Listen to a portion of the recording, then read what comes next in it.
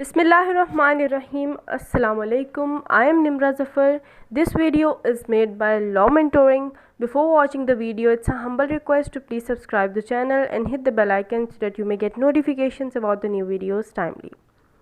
Topic start करने से पहले एक बात क्लियर कर दूं कि अगर आपको हमारे चैनल पर कोई वीडियो नहीं मिल रही तो टॉपिक लिखने के बाद लिखें बाय लॉ मेंटोरिंग और फिर सर्च करें तो आपको टॉपिक इजीली मिल जाएगा। अब आते हैं स्ट्रेट अपने टॉपिक की तरफ। आज का जो हमारा टॉपिक है वो है डिफेमेशन। डिफेमेशन क्या होता है? हत्या की इज्जत। अब सबसे पहले हम इसका छोटा सा इंट्रोडक्शन देखते हैं, एक डेफिनेशन देखते हैं कि हत्या की इज्जत क्या होता है। ठीक है, डिफेमेशन होता है जब आप किसी को बदनाम करते हैं या किसी के कारोबार को बदनाम करते हैं किसी भी बेस पर। बेशक आपकी उस पर्सन के साथ कोई पर्सनल राइवलरी है, कोई आपकी दुश्मनी चल रही है, कोई आपका पर्सनल मैटर है, कोई आपसे बदला लेने के लिए आपको बदनाम कर रहा है या आपके कारोबार को बदनाम कर रहा है, उसकी जो मेलाफाइड इंटेंशन है ना, यहाँ पर दरअसल डिफेमेशन होती ही तब है जब उस आदमी की मेलाफाइड इंटेंशन होती है। ठीक है, इसमें मेलाफाइड इंटेंशन आती है। अब यहाँ पर एक पर्सन जब दूसरे पर्सन को बदनाम करता है या फिर झूठी बातें फैलाता है, झूठे इल्ज़ाम लगाता है, और अगर वो इल्ज़ाम सच हैं फिर वो डिफेमेशन नहीं होगी। लेकिन अगर वो झूठे इल्ज़ाम लगाता है और कारोबार, फॉर एग्जांपल आपके कारोबार के बारे में झूठी बातें फैलाता है जिससे आपका कारोबार बंद हो जाता है, ये भी डिफेमेशन है। कोई आपके बारे में झूठी अफवाहें फैला रहा है, ये भी डिफेमेशन है। तो ये होता है डिफेमेशन। अब हमने देखना ये है कि जब हमारे साथ फॉर एग्जांपल अगर कोई ऐसा वाक़या पेश आता है तो हमारे पास कौन कौन से रास्ते हैं, ठीक है, जिसके थ्रू हमें इंसाफ मिल सके। तो दो तरह से हम जो है सबसे पहले तो क्रिमिनल प्रोसीडिंग्स हो सकती हैं, उसके बाद सिविल प्रोसीडिंग्स भी हो सकती है। दो तरह की प्रोसीडिंग्स जो है वो डिफेमेशन के केस में हो सकती हैं, क्रिमिनल भी हो सकती है और सिविल भी हो सकती है। आप दोनों रास्ते जो है वो इख्तियार कर सकते हैं। अब देखते हैं कि क्रिमिनली अगर आपने प्रोसीडिंग करवानी है या आप क्रिमिनली जो है अप्रोच करना चाहते हैं तो आपको कौन से प्रोसीजर से गुजरना पड़ेगा, और अगर आप चाहते हैं कि सिविल प्रोसीडिंग हो, मैं कंपेंसेशन साथ में डिमांड करूं, तो फिर आपको कौन से प्रोसीजर से गुजरना पड़ेगा। क्रिमिनल प्रोसीडिंग की बात करते हैं। सबसे पहले तो पाकिस्तान पीनल कोड का सेक्शन 499 से लेके सेक्शन 502 जो है वो डील करता है डिफेमेशन को। ठीक है, अब आते हैं स्टेप्स पर कि कौन से प्रोसीजर को अडॉप्ट करते हुए हम जो है वो डिफेमेशन के लिए अप्रोच कर सकते हैं। सबसे पहले है आप एफआईआर दर्ज करवाएंगे। एफआईआर दर्ज करवाएंगे और उसके बाद अगर जुर्म साबित हो जाता है तो उस पर्सन को जो एक्यूज्ड है, क्योंकि हम क्रिमिनल प्रोसीडिंग की बात कर रहे हैं, इसके ऊपर इसलिए जिसके ऊपर इल्ज़ाम है उसको हम क्या कहेंगे? एक्यूज्ड कहेंगे। जो एक्यूज्ड है 2 साल तक की उसको कैद हो सकती है, 2 years इम्प्रिजनमेंट हो सकती है, और हो सकता है साथ में उसको फाइन भी हो जाए।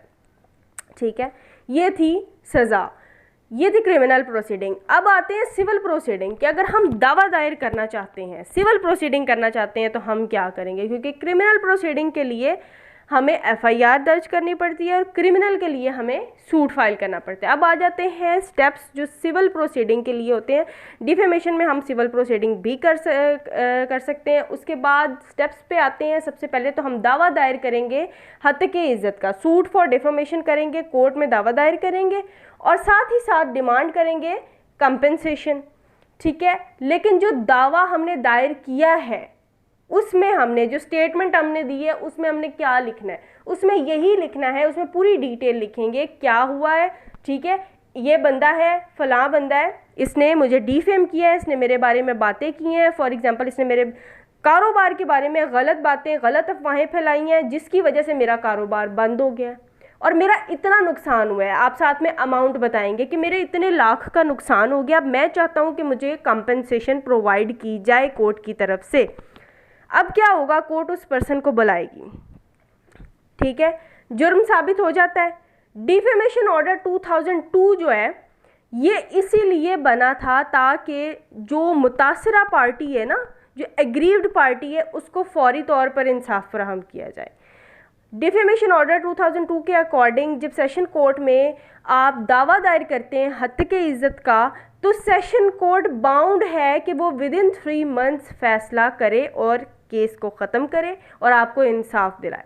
ठीक है, आपको ये कोर्ट का जो है, कोर्ट की पार है कि वो आपको कंपनसेशन प्रोवाइड करेगी, पैसे लेकर देगी, जितना आपका हर्जाना उस आदमी को, एक्यूज्ड को हर्जाना अदा करना पड़ेगा जितना आपका नुकसान हुआ है। लेकिन एक बात माइंड में आपने क्लियरली एक बात माइंड में बिठा लेनी है कि डिफेमेशन दरअसल है क्या, जिसमें मेलाफाइड इंटेंशन होती है, बदनीयती शामिल होती है, जिसमें अगर बोनाफाइड इंटेंशन है किसी पर्सन की, वो लोगों को, आपका कारोबार वाकई ठीक नहीं है, आप लोगों को ऐसी दवाइयाँ प्रोवाइड कर रहे हैं जो दवाइयाँ ठीक तरीके से बनी नहीं हुई, ठीक है, आपके पास लाइसेंस नहीं है, लोगों की जान को ख़तरा है, या आप वाकई ही ऐसे इंसान हैं जो उसने आपके ऊपर इल्ज़ाम लगाया है, अगर तो वो बातें सारी सच्ची होती हैं और वो बोनाफाइड इंटेंशन के साथ, नेक नियति के साथ, गुड फेथ के साथ वो जो है आप पर इल्ज़ाम लगाता है और लोगों को आगाह करता है कि ये पर्सन ऐसा है, इस बंदे के कारोबार ये है, ये गलत तरीके से कारोबार कर रहा है ताकि लोग बचें, उसकी बोनाफाइड इंटेंशन है, उसकी मेलाफाइड इंटेंशन नहीं है, तो ये डिफेमेशन कभी भी नहीं होगा।